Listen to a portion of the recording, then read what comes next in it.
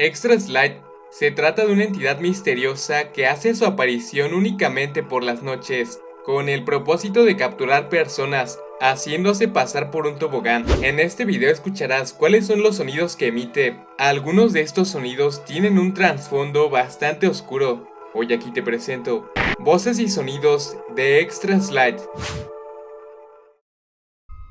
Este sonido proviene de un metraje encontrado enterrado en un parque público. El video estaba tan estropeado que solo se pudo recuperar el audio. Se cree que este audio está maldito debido a su oscuro trasfondo, ya que se decía que en el video supuestamente estaba consumiendo a una persona.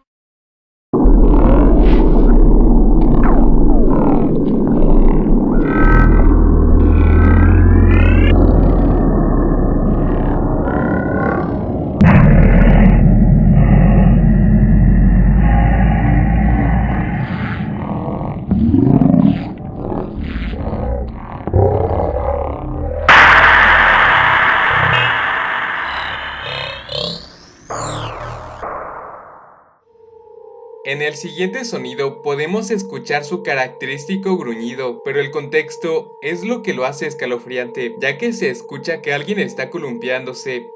Probablemente este ni siquiera se entere de que está a punto de ser consumido por Extra Slide.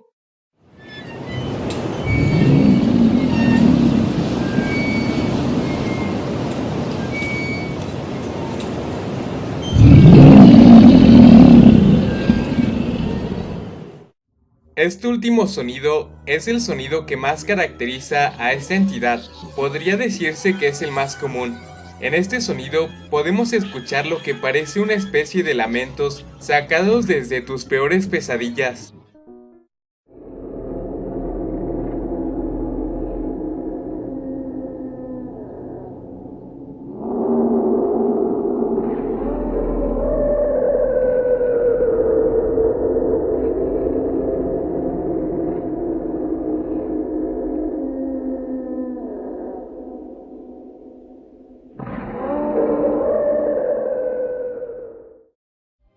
Y hasta aquí termina el video de hoy. Nos vemos pronto.